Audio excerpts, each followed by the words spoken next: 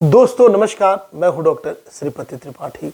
आप सभी जानते हैं कि रावण ने कैलाश को उठा लिया था, फिर भी वह एक धनुष क्यों नहीं उठा पाया। आइए इस वीडियो के माध्यम से आपको बताते हैं। अक्सर लोगों के मन में यह सवाल आता है कि जब रावण कैलाश पर्वत उठा सकता है तो शिव का धनुष कैसे नहीं उठा पाया। भगवान शिव का धनुष बहुत ही शक्तिशाली और चमत्कारिक था। शिव ने जिस धनुष को बनाया था उसकी टंकार से ही बादल फट जाते थे और पर्वत हिलने लगते थे। ऐसा लगता था मानो भूकंप आ गया हो। यह धनुष बहुत ही शक्तिशाली था। इसी के एक तीर से त्रिपुरासुर की तीनों नगरियों को ध्वस्त कर दिया गया था।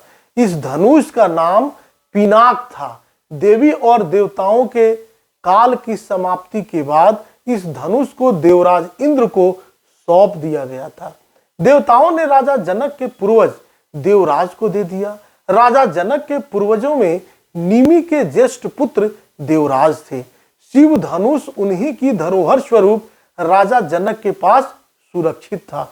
उनके इस विशालकाय धनुष को कोई भी उठाने की क्षमता नहीं रखता था, लेकिन भगवान राम ने इसे उठाकर इसकी प्रत्यंचा चढ़ाई और इसे एक झटके में तोड़ दिया।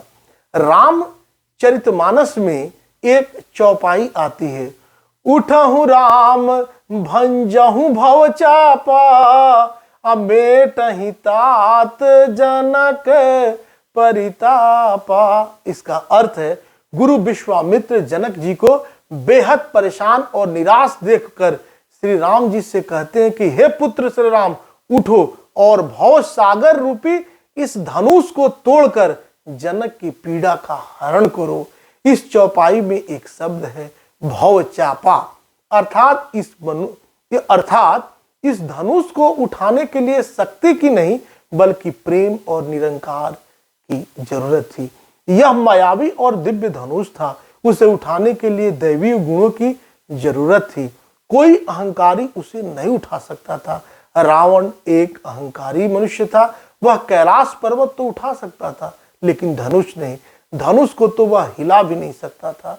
वह धनुष के पास एक अहंकारी और शक्तिशाली व्यक्ति का घमंड लेकर गया था। रावण जितनी बार उस धनुष में शक्ति लगाता, वह धनुष और भारी हो जाता था। वहां सभी राजा अपनी शक्ति और अहंकार से हारे थे।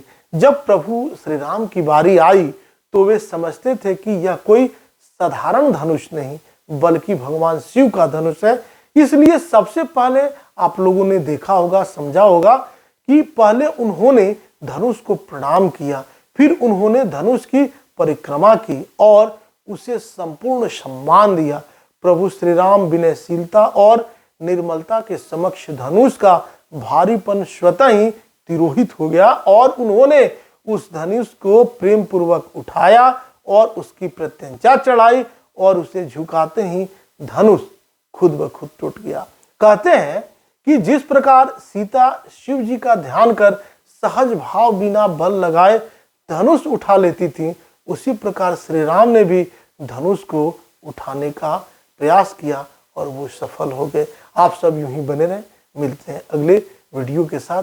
तब तक के लिए दीजिए मुझे इजाजत। इसे सब्सक्राइब शेयर जरूर करें। नमस्कार।